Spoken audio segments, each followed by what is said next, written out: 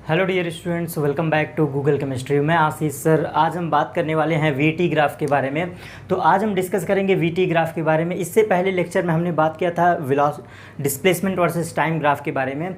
तो today we will discuss on velocity versus time graph. यहाँ पर आज हम कंप्लीट करेंगे अपने इस टॉपिक को, पूरी तरह से ग्राफिकल के टॉपिक को कंप्लीट करेंगे। तो स्टार्ट करते हैं अपने टॉपिक को। देखो, वेलोसिटी वर्सेस टाइम ग्राफ के बारे में क्या है और बैक लेक्चर आपको याद होना चाहिए, कुछ उसका यूज़ यहाँ पर भी है। तो चलिए स्टार्ट करते हैं पहले बेसिक ग्राफ से।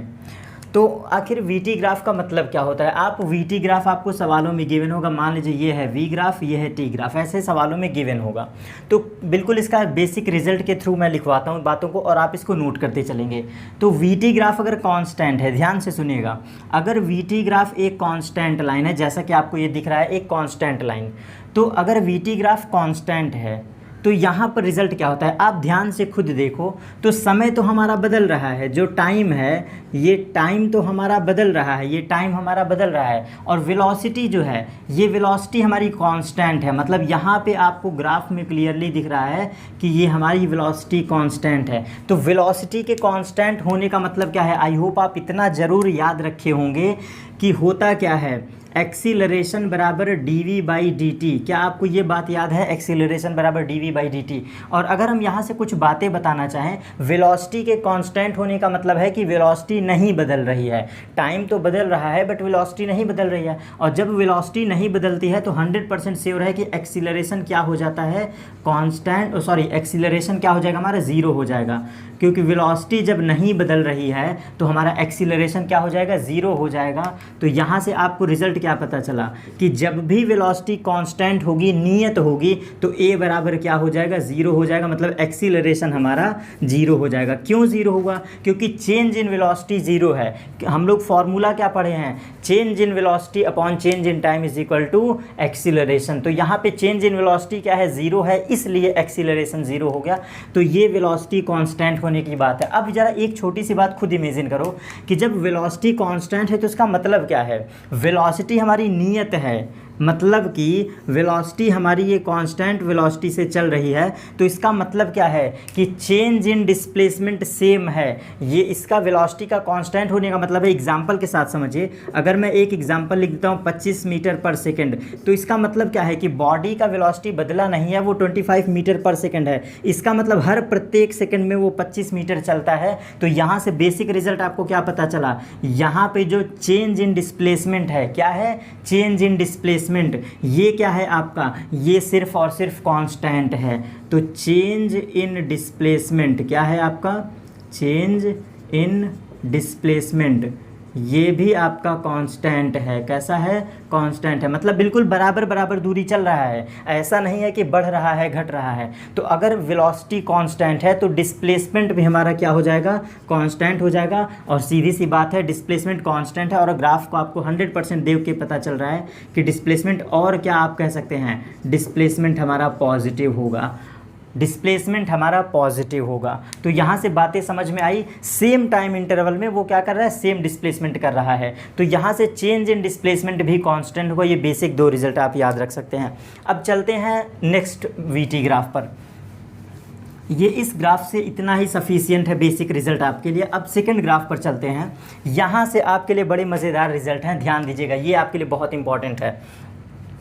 अगर कोई वीटी ग्राफ ऐसा है, कोई वीटी ग्राफ बिल्कुल कैसा है? ऐसा है वीटी ग्राफ। तो मैंने बहुत पहले से सिखा चुका है कि कोई भी वीटी ग्राफ हो, आपका पहला काम क्या होना चाहिए? स्लोप को निकालना। आपका पहला काम स्लोप को निकालना होना चाहिए। और उस केस में स्लोप हमारा ज़ीरो था, तो इसलिए क्या हो गया था? सब कुछ जीरो, मतलब वेलोसिटी हमारी क्या हो गई थी? जो चेंज इन डिस्प्लेसमेंट था, ज़ीरो हो गया था। तो यहाँ पर क्या करो, सबसे पहले स्लोप निकालो। और आपको अच्छे से पता है कि इस किसी भी लाइन का ग्राफ, जो लाइन ऐसा होता है वीटी बराबर ऐसा ग्राफ, तो आप स्लोप निकालोगे। स्लोप हमारा थीटा होता है। और हम क्या पढ़े हैं कि a बराबर डी बाई डी टी, ये हम पढ़े हैं। तो ये डी बाई डी टी क्या है? यही तो है चेंज इन वेलोसिटी, यही तो है चेंज इन वेलोसिटी। इसी को तो कहते हैं चेंज इन वेलोसिटी और अपॉन चेंज इन टाइम। अगर आप पिछला वीडियो लेक्चर देखे हैं तो यहाँ से आप समझ सकते हैं कि ये dv/dt क्या देता था, ये dv/dt ही तो स्लोप है, ये dv/dt ही तो स्लोप है। और स्लोप हमारा क्या गिवन करता है, एक्सीलरेशन। तो ये dv/dt का जो थीटा है मतलब अगर हम बेसिक लैंग्वेज में कहें तो जो tan थीटा स्लोप है ये a है, और यही a हमारा क्या है, dv/dt है। और यहाँ से क्लियरली आपको दिख रहा है कि इस समय चेंज इन डिस्प्लेसमेंट और change in velocity upon change in time same है बिल्कुल। तो यहाँ से आपको पता क्या चल रहा है कि ऐसे किसी भी लाइन का ग्राफ जो होता है वो क्या होता है, tan थीटा कांस्टेंट होता है, मतलब a हमेशा कांस्टेंट होगा, ऑलवेज कांस्टेंट होगा। और साथ ही साथ क्या होगा, a हमारा ऑलवेज पॉजिटिव होगा, ये कभी निगेटिव हो ही नहीं सकता है।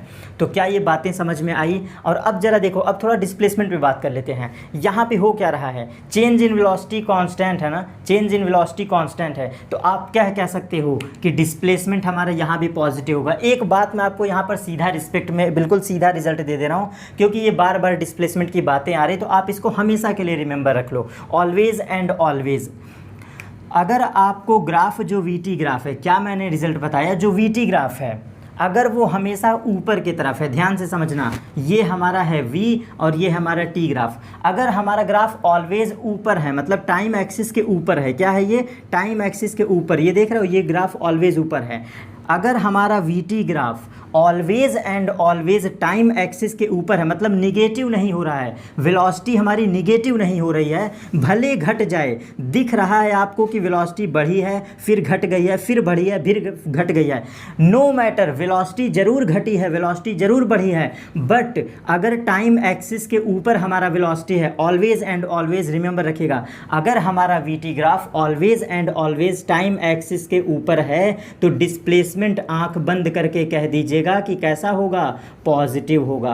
डिस्प्लेसमेंट ऑलवेज पॉजिटिव होगा, डिस्प्लेसमेंट ऑलवेज पॉजिटिव होगा, नो मैटर वेलोसिटी घटे, नो मैटर वेलोसिटी बढ़े, बट ये 100% श्योर है कि वेलोसिटी पॉजिटिव, सॉरी डिस्प्लेसमेंट हमारा पॉजिटिव जरूर होगा। तो इसीलिए यहाँ पे क्या है, ये ग्राफ ऊपर है ना, टाइम एक्सिस के नीचे नहीं आया है, तो डिस्प्लेसमेंट यहाँ का भी पॉजिटिव होगा। और एक्सीलरेशन के बारे में हमने बातें बता दिया कि a बराबर कांस्टेंट है। अब जरा एक और नेक्स्ट ग्राफ पर चलते हैं, नेक्स्ट ग्राफ पर चलते हैं।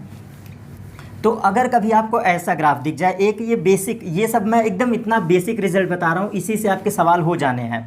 अब बेसिक रिजल्ट देखिए, अगर कोई ग्राफ है, कोई वीटी ग्राफ है, देखो ऐसे समझो, अगर कोई वीटी ग्राफ ये ड्रॉ है, क्लियरली आपको दिख रहा है, ये हमारा है v, ये है हमारा t। अगर कोई वीटी ग्राफ ऐसा है तो आप बेसिक पहले क्या कहोगे, आपको क्लियरली दिख रहा है कि जब टाइम t बराबर 0 है तो इसने पहले से कुछ ना कुछ वेलोसिटी अटेंड किया है, दिख रहा है ना, मतलब जब टाइम हमारा 0 है तो पहले से इसके पास कुछ ना कुछ वेलोसिटी गेन है, मतलब टाइम बराबर 0 पे इसके पास कुछ ना कुछ वेलोसिटी है, कुछ ना कुछ वेलोसिटी है, ठीक है।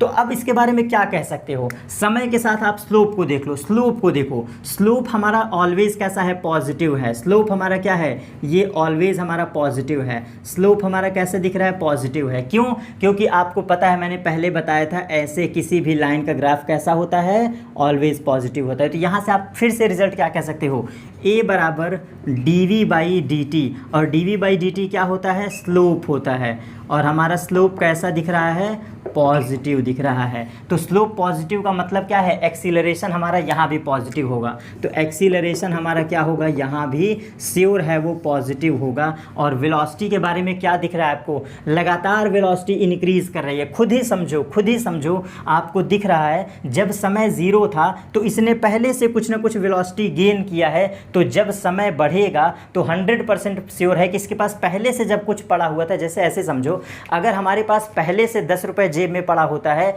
और अगर एक्स्ट्रा कहीं से मनी मिले तो आप कैसे हो जाते हो, पॉजिटिव में हो जाते हो ना, अधिक पैसा हो जाता है। तो सेम वही चीज़, इसने जब पहले से v वेलोसिटी गेन करके बैठा हुआ है, तो अगर हम समय के साथ डिस्कस करेंगे तो इसकी वेलोसिटी ऑलरेडी ज़्यादा होगा, मतलब कि वेलोसिटी इसके पास पहले से क्या है, ज़्यादा है, और वेलोसिटी का ज़्यादा इसका मतलब क्या है कि डिस्प्लेसमेंट यहाँ भी पॉजिटिव होगा, डिस्प्लेसमेंट हमारा यहाँ भी पॉजिटिव होगा और साथ ही साथ v आपको क्या दिख रहा है, v आपका पॉजिटिव है, साथ ही साथ v क्या हो रहा है, बढ़ भी रहा है। v साथ ही साथ क्या हो रहा है, इंक्रीजिंग है। इस केस में हमारा इंक्रीजिंग है, क्यों? क्योंकि ये पहले से 10 लेके बैठा है, ये जो है पहले से एक्स्ट्रा लेके बैठा है, तो इसका मतलब v हमारा क्या है, इंक्रीजिंग है। v हमारा क्या हो रहा है, इंक्रीजिंग है। और जब v इंक्रीजिंग है तो a भी इंक्रीजिंग, और क्या हमारा हो सकता है, और क्या इंक्रीजिंग होता है, डिस्प्लेसमेंट भी हमारा बढ़ रहा है, डिस्प्लेसमेंट भी हमारा बढ़ता हुआ है और साथ ही साथ पॉजिटिव है। क्या बातें समझ में आई? फिर से अगेन आई रिपीट, इसके पास पहले से वेलोसिटी गेन है, पहले से वेलोसिटी गेन है, तो जब समय आगे चल रहा है तो इसकी वेलोसिटी पहले से ज़्यादा होगी। और स्लोप के बारे में बहुत अच्छे से पता है कि स्लोप आपको पॉजिटिव दिख रहा है, मैंने सीधा सा कंसेप्ट बता दिया कि स्लोप हमारा पॉजिटिव है। तो डिस्प्लेसमेंट के बारे में क्या कहोगे, अगर ग्राफ आपका टी एक्सिस से ऊपर है, अगर ग्राफ हमारा टी एक्सिस से ऊपर है तो डिस्प्लेसमेंट ऑलरेडी पॉजिटिव हो जाएगा, डिस्प्लेसमेंट हमारा ऑलरेडी पॉजिटिव हो जाएगा। कुछ बेसिक रिजल्ट हैं, बिल्कुल बेसिक रिजल्ट मैं वही बार बार रिपीट कर रहा हूँ। और वेलोसिटी को मैंने इंक्रीजिंग कैसे कह दिया, क्योंकि ये समय के साथ बढ़ ही रहा है, क्योंकि इसके पास पहले से क्या था, इसके पास पहले से वेलोसिटी गेन थी। तो अब आगे चलते हैं, आगे चलते हैं। और एक लाइन आपको मैं अब जो रिज़ल्ट बताने वाला हूँ ये आपके लिए बहुत काम का रिज़ल्ट है, जो अब मैं बताने वाला हूँ। एक बात हमेशा रिमेंबर रखना, एक बात हमेशा रिमेंबर रखना कि अगर किसी भी वीटी ग्राफ का, अगर किसी भी वीटी ग्राफ का, ये है v और ये है t ग्राफ, ठीक है, तो वीटी ग्राफ का अगर ग्राफ ऐसा है, ये प्लॉट मैंने कैसे किया, ये ग्राफ ऐसे है नीचे की तरफ, तो यहाँ पे एंगल क्या बन रहा है, एंगल हमारा ऑब्ट्यूज एंगल है। और ऑब्ट्यूज एंगल का मतलब theta greater than 90। I hope अगर आप पिछला वीडियो लेक्चर देखे होंगे तो मैं बार बार वही रिपीट कर रहा हूँ, थीटा ग्रेटर देन 90 है तो इसका मतलब क्या होता है, टैन थीटा हमारा निगेटिव होता है, टैन थीटा हमारा क्या हो जाता है, निगेटिव हो जाता है, टैन थीटा हमारा निगेटिव हो जाता है, ठीक है, टैन थीटा हमारा निगेटिव हो जाता है। इसका मतलब एक्सीलरेशन बराबर dv/dt हम जो पढ़े हैं, तो अगर स्लोप हमारा निगेटिव है तो एक्सीलरेशन हमारा डायरेक्टली क्या हो गया, निगेटिव हो गया, एक्सीलरेशन हमारा क्या हो गया, निगेटिव हो गया, ये हमारा एक्सीलरेशन निगेटिव हो गया। तो ऐसे किसी भी लाइन का ग्राफ क्या होता है, वीटी ग्राफ है, अगर लाइन तिरछी है कुछ इस तरह से तो आप क्या कह सकते हो, स्लोप निगेटिव है, स्लोप निगेटिव है तो एक्सीलरेशन भी हमारा निगेटिव होगा, मतलब यहाँ पे वेलोसिटी डिक्रीज कर रही है। ये श्योर है कि वेलोसिटी यहाँ पे घट रही है, वेलोसिटी क्या कर रही है, डिक्रीज कह रही है, ठीक है, वेलोसिटी हमारी डिक्रीज़ कर रही है। बट एक बात ध्यान दो, यहाँ पर डिस्प्लेसमेंट हमारा नेगेटिव नहीं हुआ है, क्यों? क्योंकि भले वेलोसिटी हमारी डिक्रीज़ कर रही है बट टाइम एक्सिस के नीचे ग्राफ नहीं गया है। अगर ग्राफ नीचे चला जाता तब डिस्प्लेसमेंट आप निगेटिव कहते। तो इस रिज़ल्ट को अब आप रिमेंबर रखिए, मैं बार बार रिपीट कर चुका हूँ, ये रिज़ल्ट आप बिल्कुल कीवर्ड की तरह याद रख लीजिए। क्या है वो कीवर्ड? कोई भी वीटी ग्राफ हो, कोई भी वीटी ग्राफ हो, यहाँ पर थ्रू फिगर के समझा रहा हूँ, ये हमारा कोई वीटी ग्राफ है, क्या है ये हमारा वीटी ग्राफ है। तो यहाँ पे हमेशा रिमेंबर रखना, इस टाइम से लेके यहाँ तक के टाइम तक ये जो एरिया है ये हमारा क्या है, पॉजिटिव डिस्प्लेसमेंट है। क्या है ये? Positive displacement. क्यों? क्योंकि टाइम एक्सिस के ऊपर का जो भी एरिया होगा, टाइम एक्सिस के ऊपर का जो भी एरिया होगा वो ऑलवेज पॉजिटिव डिस्प्लेसमेंट देगा, मतलब वहाँ पर डिस्प्लेसमेंट पॉजिटिव होगा। मैंने एरिया के साथ बता दिया। तो टाइम एक्सिस के ऊपर का यहाँ तक का पॉइंट देखो, अगर ये पॉइंट ए मैं मान लूँ, ये पॉइंट बी मान लूँ, तो ए से बी के दौरान वेलोसिटी देखो, एक बार बढ़ी है फिर एक बार घटी है। ज़रूर वेलोसिटी बढ़ी है और ज़रूर वेलोसिटी घटी है, बट फिर भी डिस्प्लेसमेंट हमारा पॉजिटिव है। कैसे पहचानते हैं? ये रिजल्ट की तरह याद रखिएगा। क्यों? क्योंकि अगर टाइम एक्सिस के ऊपर हमारा ग्राफ है वेलोसिटी का तो श्योर है वो पॉजिटिव डिस्प्लेसमेंट देगा। और अब यहाँ से देखो वेलोसिटी निगेटिव हो गई है, तो निगेटिव वेलोसिटी क्या देती है? यही मैं रिजल्ट आपको कह रहा था। निगेटिव वेलोसिटी से ये रिजल्ट मिलता है, अगर निगेटिव वेलोसिटी है, क्या है, निगेटिव वेलोसिटी है। तो निगेटिव वेलोसिटी का मतलब 100% श्योर होता है कि निगेटिव डिस्प्लेसमेंट होगा। क्या होगा, निगेटिव डिस्प्लेसमेंट होगा। ये रिजल्ट नंबर फर्स्ट है। और अगर हमारा वेलोसिटी पॉजिटिव है, वेलोसिटी हमारा किसी भी तरह पॉजिटिव है, टाइम एक्सिस के ऊपर है, तो हमारा क्या होगा, जो हमारा डिस्प्लेसमेंट होगा वो ऑलवेज पॉजिटिव डिस्प्लेसमेंट कहलाएगा। ये रिज़ल्ट हमेशा रिमेंबर रखिएगा, ठीक है। तो ये इतने ग्राफ बहुत सफिशिएंट हैं आपके लिए। 3 टाइप के ग्राफ हो गए। अब मैं डायरेक्ट कुछ क्वेश्चंस की बात कर लेता हूँ जिसमें आपको क्वेश्चंस के थ्रू हमेशा एक चीज़ें रिमेंबर हो जाएं। तो अब यहाँ पे मैं कुछ मिक्सअप क्वेश्चन लेने वाला हूँ जिससे आपके छोटे छोटे सवाल सॉल्व हो जाएंगे। वीटी ग्राफ हो गया और एक्सटी ग्राफ हो गया, और एटी ग्राफ के बारे में भी हमें जानना है, बट एटी ग्राफ के बारे में आवश्यकता नहीं, अभी मैं समझाता हूँ कैसे। एटी ग्राफ से हम सीधा रिजल्ट कैसे यूज़ करेंगे, कुछ क्वेश्चन के थ्रू समझाता हूँ। जैसे एग्जाम्पल नंबर फर्स्ट, कभी भी आपको एक्सटी ग्राफ गिवन हो, क्या गिवन हो, ये आपको ये भी रिजल्ट है, समझाऊंगा कैसे क्योंकि मैंने पढ़ाया है। एक्सटी ग्राफ अगर सवालों में गिवन है तो देखो मैं कुछ वैल्यू के साथ आपको समझा देता हूँ। ये देखिए, ये मैंने कोई ड्रॉ किया है XT graph. This point is 0,4, ठीक है। दिस पॉइंट इज़ 0,6, ठीक है। एंड दिस पॉइंट इज़ 0, नहीं, इस पॉइंट को हम मानेंगे क्या, देखिए ध्यान से समझिएगा। ये पॉइंट हमारा हो गया 3,6, ये हमने पॉइंट माना। और ये हमारा पॉइंट हो सकता है 5,7, और ये पॉइंट हमारा हो गया 5,0, ठीक है। ये मैंने पॉइंट माना है। अब देखो ये कैसे है, सवालों में आपको बिल्कुल क्लियरली गिवन होता है कैसे, क्योंकि अगर आपको बेसिक मैथमेटिक्स थोड़ी भी पता है तो ये इसका मतलब क्या है, ये लेंथ हमारी 4 है, ये लेंथ हमारी 4 है। इस पॉइंट को रिप्रेजेंट करने का मतलब क्या है कि जो हमारी एक्स एक्सिस में डिस्टेंस है, जो एक्स एक्सिस में डिस्टेंस है ये 3 है। इस पॉइंट का मतलब क्या है, एक्स एक्सिस में डिस्टेंस 3 है, और इसका मतलब क्या है, डिस्टेंस 6 है। एंड ये पॉइंट का मतलब क्या है कि जो हमारी एक्स एक्सिस वाली डिस्टेंस है ये डिस्टेंस 5 है, और नियर अबाउट, फिर ये क्या हुआ, डिक्रीज हुआ है, तो यहाँ पर हमारा जो वाई एक्सिस वाला पॉइंट है और कम हो गया है। तो नियर अबाउट ये 4 है, तो इसको मैं क्या कर लेता हूँ, 4 मान लेता हूँ। तो यहाँ पर पॉइंट हमारा क्या हो गया, घट के चला आया है नीचे। तो ये हमारा कुछ ऐसा पॉइंट हो रहा है। तो अब देखो ध्यान देना, मैंने बताया क्या है, कभी भी आपको एक्सटी ग्राफ दिख जाए, क्या दिख जाए, एक्सटी ग्राफ, तो यहाँ से आप क्या क्या फाइंड आउट कर सकते हो। पहली चीज़ वेलोसिटी निकाल सकते हो। तो मैं यहाँ पर आपको बात क्या बताता हूँ कि अगर आपको एक्सटी ग्राफ गिवन है, तो आप पढ़िए क्या हो, dx/dt बराबर वेलोसिटी होती है। सीधा सीधा आपको किसी भी पॉइंट का स्लोप निकाल लो। जैसे मैं बात कर रहा हूँ इस लाइन की, ये रहा मेरा थीटा, तो यहाँ से आप इस लाइन का स्लोप निकाल सकते हैं। तो ये वेलोसिटी हो गया, सीधा सीधा वैल्यू रखेंगे, आंसर आपके आ जाएंगे। तो कैसे, चलिए इसको भी फाइंड आउट कर लेते हैं कैसे होगा। तो ध्यान से देखिए, ये हमारी लेंथ 4 है, नीचे वाली छोटी लेंथ देखिए, नीचे वाली लेंथ 4 है, ठीक है। और बड़ी लेंथ कितनी है, 6 है, बड़ी लेंथ हमारी कितनी है, 6 है। तो ये लेंथ कितना होगा, मैं इसकी बात कर रहा हूँ, ये लेंथ हमारा हो जाएगा 6 - 4 = 2। क्या ये बातें समझ में आई, कैसे मैंने निकाल लिया, ये पॉइंट गिवन था, ये पॉइंट गिवन था, तो खुद समझो। जो वाई एक्सिस का छोटा डिस्टेंस है ये 4 है, और ये वाली लाइन की डिस्टेंस कितनी है, 6 है। तो ये लंबाई हमें निकालना था, कौन सा, ये मैं मार्क कर रहा हूँ, ये रही मेरी डिस्टेंस। तो ये हमें डिस्टेंस करना था, क्योंकि tan थीटा निकाल रहे हैं, और tan थीटा हमें पता चल गया कैसे, 6 में से हमने 4 घटा दिया तो 2 आ गया, मतलब ये हाइट कितनी है, 2 है।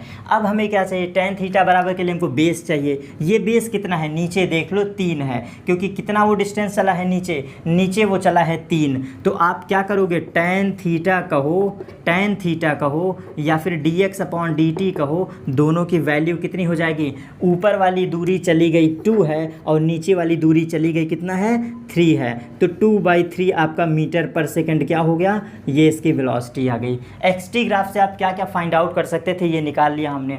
अगर वही आपसे डिस्प्लेसमेंट पूछता कि डिस्प्लेसमेंट क्या है, तो यहाँ से यहाँ तक की दूरी निकाल लेते, किस पॉइंट फार्मूले से, 2 पॉइंट फार्मूले से। और 2 पॉइंट फार्मूला क्या कहता है, y2 - y1 का whole square and plus x2 - x1 का होल स्क्वायर। ये बिटवीन 2 पॉइंट का फार्मूला होता है डिस्टेंस का। तो ये आपको क्या दे देगा, डिस्प्लेसमेंट दे देगा, ठीक है। तो ऐसे हम बहुत ज़्यादा से ज़्यादा नंबर क्या कर सकते हैं, मतलब थ्रू अ पॉइंट को ध्यान से देखो फिगर में, और जो पूछे हम लोग निकाल सकते हैं। अब इसके बाद मैं कुछ बेसिक रिजल्ट की तरह सवालों को यूज़ करता हूँ। देखो कैसे, कभी भी एक बात रिमेंबर रखना, अब मैं एज अ रिज़ल्ट जो मैंने पढ़ाया है एज अ रिज़ल्ट यूज़ करने वाला हूँ। आपको याद होगा मैंने मोस्ट इंपॉर्टेंट एक बात बताया था, सबसे पहले x पढ़ते हैं, फिर हम लोग v पढ़ते हैं, एंड देन हम लोग a पढ़ते हैं। क्या ये बात याद है? तो डिस्प्लेसमेंट से वेलोसिटी जाना है तो एक बार डिफरेंशिएशन, मतलब dy/dx। क्या समझ में आया? अब मैं डायरेक्ट लिख रहा हूँ क्योंकि ये बात हम पढ़ चुके हैं। dx/dt एक बार डिफरेंशिएशन, v से a में जाना है तो dv/dt। अगर हमें एक बार एक्सीलरेशन में जाना है तो हम क्या पढ़ेंगे? dv/dt। अब यहाँ से हम क्या करते हैं, यहाँ से अब हम क्या करते हैं कि ये बातें हमें पता चल गया, लेकिन अगर हमें एक्सीलरेशन से वेलोसिटी में आना है तो क्या करते हैं? इंटीग्रेशन, और वेलोसिटी से डिस्प्लेसमेंट में जाना है तो इंटीग्रेशन। अब इसी पर मैं एक बेस्ड क्वेश्चन के थ्रू करवाता हूँ जिससे आपको बातें समझ में आ जाए। कोई ग्राफ v है, कोई ग्राफ t है, मैंने ये प्लॉट किया ग्राफ, और ये पॉइंट हमारा है, ये पॉइंट हमारा क्या है? ये पॉइंट है 2, मतलब डिस्टेंस इधर चला है 2, और ये भी डिस्टेंस चला है 2, ठीक है ना। तो ये मैंने बता दिया 2 पॉइंट है। उसके बाद ये हमारा पॉइंट क्या है? ये पॉइंट हमने x एक्सिस में चला है मान लीजिए 6, और y एक्सिस में चली गई डिस्टेंस है 5, मतलब बड़ी डिस्टेंस है 5 और छोटी डिस्टेंस है 6। देख लीजिए ये 6 हमने चला है इधर, और हमने इधर चला है 5। तो कैसे ये पॉइंट क्या हो जाएगा? ये पॉइंट हो जाएगा हमारा 6,5, और ये पॉइंट हो जाएगा हमारा 2,2। क्या इतनी बेसिक बातें समझ में आई? और छोटी डिस्टेंस ये 2 है और बड़ी डिस्टेंस 6 है। उसी तरह से यहाँ पर छोटी डिस्टेंस ये 2 है, बड़ी डिस्टेंस 5 है। तो यहाँ से मैं बताना क्या चाह रहा हूँ, आपको VT ग्राफ गिवन है, और अगर आपको क्या पाना है? डिस्प्लेसमेंट। आपको VT ग्राफ गिवन है और डिस्प्लेसमेंट पाना है। देखो ध्यान से समझना, VT ग्राफ गिवन हो और मैंने रिजल्ट की तरह लिखवाया था कि अगर आपको पीछे आना है, देख लो ये पीछे आना है कि नहीं। पूछोगे सर कैसे?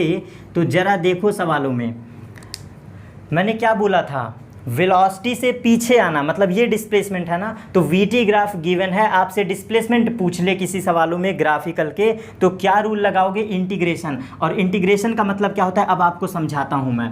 हम लोग पढ़े हैं कि v बराबर होता है dx/dt, ये हमने पढ़ा है। v बराबर dx/dt, क्रॉस मल्टीप्लिकेशन कर दो तो v इंटू dt बराबर dx। क्या ये लिख सकते हैं? Cross multiplication. और इसी को इंटीग्रेशन अगर हम लोग कर दें, इंटीग्रेशन जो मैंने सिखाया है, तो क्या समझ में आया? VT ग्राफ का कौन सा ग्राफ? v into dt। मैंने बार बार बताया है VT ग्राफ का जो इंटीग्रेशन होता है वो क्या देगा आपको? डिस्प्लेसमेंट। और हमें यही डिस्प्लेसमेंट तो फाइंड आउट करना है, यही dx तो फाइंड आउट करना है। तो हमेशा रिमेंबर रखना एज अ रिजल्ट, अगर आपको VT ग्राफ पता है तो area under time axis curve, कौन सा? Area under time axis curve आप निकाल लो, और ये आपका क्या हो जाएगा? डिस्प्लेसमेंट। तो यही रिजल्ट इंटीग्रेशन का मतलब कुछ अलग नहीं होता है। इंटीग्रेशन का मतलब होता है एरिया निकालना, इंटीग्रेशन का मतलब होता है एरिया निकालना। और कैसे आप पहचानोगे? ट्रिक भी आपको सिखा दे रहा हूँ, किसी भी ग्राफ का मैं आपको ट्रिक सिखा दे रहा हूँ जिससे आपको हमेशा के लिए रिमेंबर हो जाए। पीछे आने के लिए इंटीग्रेशन यूज़ करना। अगर आपको AT ग्राफ गिवन होता और वेलोसिटी आना होता तो इंटीग्रेशन के पास जाना। आई होप इतना आप रिमेंबर रखे होंगे। तो अब ये आपको मैं ट्रिक के थ्रू रिमेंबर करवा देता हूँ। और एरिया निकालना तो आप फॉर्मूले के थ्रू बिल्कुल आसान तरीके से निकाल सकते हैं। तो अब आपको रिमेंबर क्या रखना है? हमने पढ़ा क्या है? v is equal to dx/dt, और यहाँ से हम लिख सकते हैं dx का इंटीग्रेशन बराबर v इंटू dt, ये लिख सकते हैं। और हमने पढ़ा है एक्सीलरेशन बराबर dv/dt, और क्रॉस मल्टीप्लिकेशन करो तो a इंटू dt बराबर dv, और इसको भी इंटीग्रेट कर दो। ज़रा ध्यान से समझना, यही हमारा ट्रिक है। कैसे? अगर आपको VT ग्राफ पता है, क्या देखो ये मैंने मिलाया है, जो दो आप मल्टीप्लिकेशन करते हो, अगर आपको VT ग्राफ पता है, कौन सा? VT ग्राफ, अगर वीटी ग्राफ पता है तो आप क्या करो, एरिया निकाल लो। कैसे? क्योंकि ये इंटीग्रेशन क्या देता है, एरिया देता है। ये इंटीग्रेशन क्या देता है, एरिया। तो कैसे एरिया निकालोगे, वीटी ग्राफ का जो एरिया होगा, वीटी ग्राफ का जो एरिया होगा वो क्या गिवन करेगा आपको, डिस्प्लेसमेंट गिवन करेगा। तो वीटी ग्राफ का एरिया क्या गिवन करेगा, डिस्प्लेसमेंट गिवन करेगा। देख लो वही मैंने बनाया है, वीटी ग्राफ गिवन था और एरिया हमने निकाल लिया टाइम एक्सिस के साथ, तो क्या गिवन कर दिया, डिस्प्लेसमेंट। उसी तरह से एटी ग्राफ एक ले लेते हैं। मान लो मैं कोई एक एटी ग्राफ ले लेता हूँ, ये मैंने ले लिया, ये है ए और ये है टी ग्राफ। तो इसका क्या मतलब है, इस लाइन का क्या मतलब है, ये जो एरिया हम निकालेंगे, देखो ये जो हम एरिया फाइंड आउट करेंगे, ये एरिया क्या कहलाएगा, ध्यान से देखो। अगर आपको एटी ग्राफ गिवन है, ये रहा ए, ये है टी। अगर आपको एटी ग्राफ पता है, अगर आपको एटी ग्राफ पता है तो यहाँ से क्या फाइंड आउट कर लेंगे, यहाँ से हम एरिया निकाल के वेलोसिटी फाइंड आउट कर लेंगे। क्योंकि इंटीग्रेशन का मतलब क्या होता है, एरिया निकालना। तो ये क्या निकल आया, आपको एटी ग्राफ पता है तो area under time axis curve निकाल के वेलोसिटी निकाल सकते हैं। और यही तो हमें फाइंड आउट करना था, यही तो हमें फाइंड आउट करना था। तो क्या ये बातें समझ में आई? सीधा सा बिल्कुल ट्रिक है, सीधा सा बिल्कुल ट्रिक है। इंटीग्रेशन के थ्रू एरिया निकालते हैं और एरिया से क्या मिलेगा हमको, एरिया कैसे निकाल सकते हैं। तो एरिया या तो डिस्प्लेसमेंट देगा और या तो एरिया वो क्या देगा, वेलोसिटी देगा। और थ्रू अ फार्मूला मैंने बताया था कि कब इंटीग्रेशन करते हैं, कब डिफरेंशिएशन करते हैं। तो इतनी बातें समझ में आई। और इसके साथ ही साथ मैं लास्ट में फिर से एक बार कह दे रहा हूँ कि मैंने ग्राफ में आपको ये बात बताया है कि वेलोसिटी अगर टाइम एक्सिस के ऊपर है, वेलोसिटी अगर हमारी टाइम एक्सिस के ऊपर है, तो आप ऑलवेज एंड ऑलवेज क्या कहोगे कि डिस्प्लेसमेंट पॉजिटिव है। इसका एक क्वेश्चन कर लेते हैं, इसका एक बेसिक क्वेश्चन कर लेते हैं। जैसे कि कोई वेलोसिटी एंड टाइम ग्राफ है, कोई वीटी ग्राफ है, ठीक है, और आपसे पूछा क्या है कि कोई रॉकेट है जो कि ऐसे चला और कुछ समय बाद ये उसका मोशन है। तो वीटी ग्राफ हमें गिवन है और कह क्या रहा है कि आप मुझे ये बताओ कि ये मैक्सिमम पीक पॉइंट जो है, ये मैक्सिमम पीक पॉइंट कितना है आपका, ये मैक्सिमम पीक पॉइंट है 100।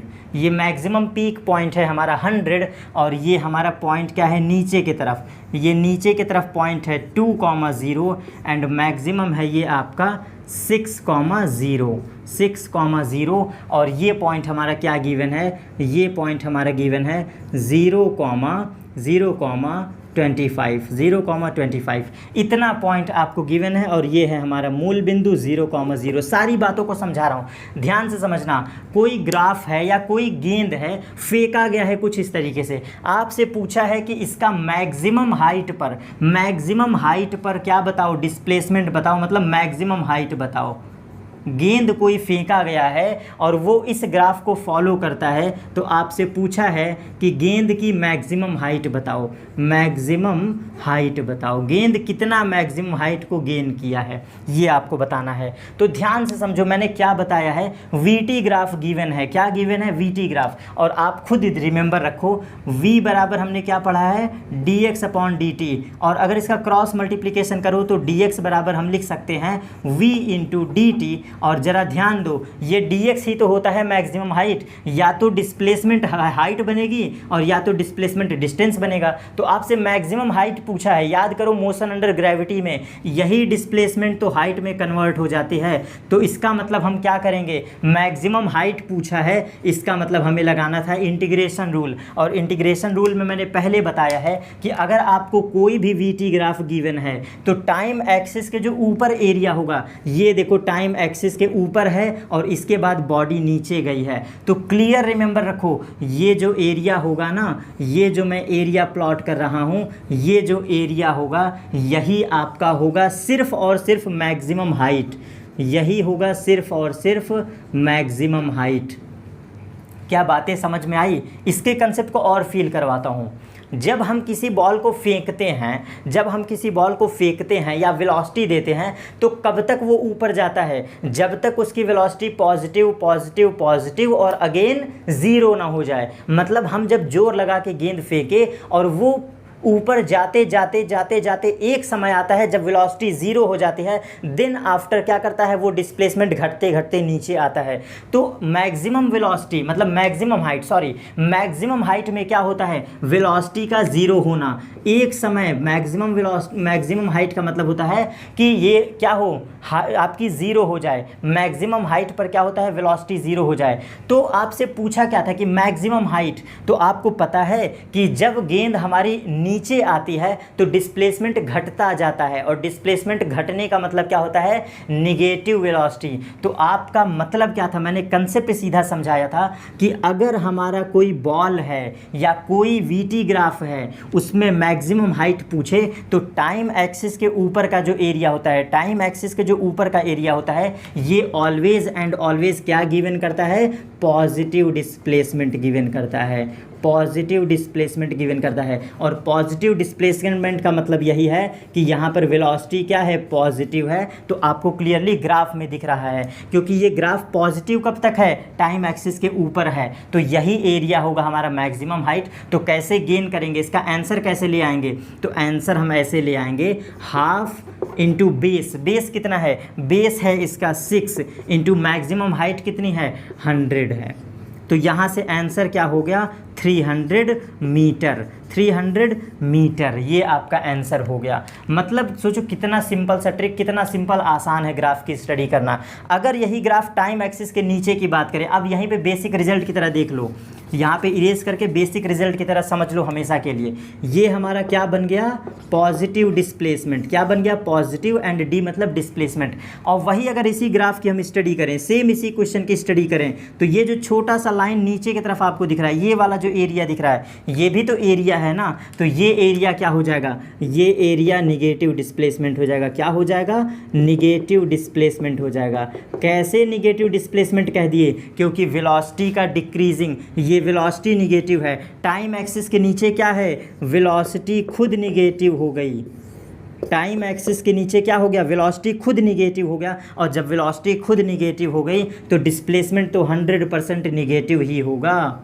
तो क्या ये बातें समझ में आई, ये इतने आपके बेसिक मैंने रिजल्ट की तरह बिल्कुल बेसिक कुछ मैं क्वेश्चंस के थ्रू आपको समझाया। बस रिमेंबर क्या रखना है कि कैसे इंटीग्रेशन का एरिया क्या देता है, मैंने बार बार रिपीट किया है। अभी मैंने थ्रू अ कंसेप्ट समझा दिया ये पॉइंट। जितने रिजल्ट हैं बेसिक रिजल्ट रिमेंबर रखिएगा, ऑलवेज एंड ऑलवेज आपके सवाल सॉल्व हो जाएंगे, ऑलवेज एंड ऑलवेज आपके सवाल सॉल्व हो जाएंगे। कैसे, वीटी ग्राफ गिवन है तो एरिया निकाल लो, डिस्प्लेसमेंट आ जाएगा। कैसे समझाया है, अगर एटी ग्राफ गिवन है तो एरिया निकाल लेना, क्या आ जाएगा, वेलोसिटी आ जाएगी। सिंपल। पीछे आने का रास्ता है इंटीग्रेशन और आगे बढ़ने का रास्ता है डिफरेंशिएशन, वही डिफरेंशिएशन स्लोप कहलाता है। For example dx by dt, ये क्या है, डिफरेंशिएशन, और dx बाई dt खुद भी क्या था, एक प्रकार का स्लोप था। तो इतनी बेसिक बातें हमें ग्राफ में रीड करना था। और अगर क्वेश्चन आपके फंसते हैं तो डिस्क्रिप्शन बॉक्स में नंबर है, वहाँ पर आप मेल कर सकते हैं, मैसेज कर सकते हैं,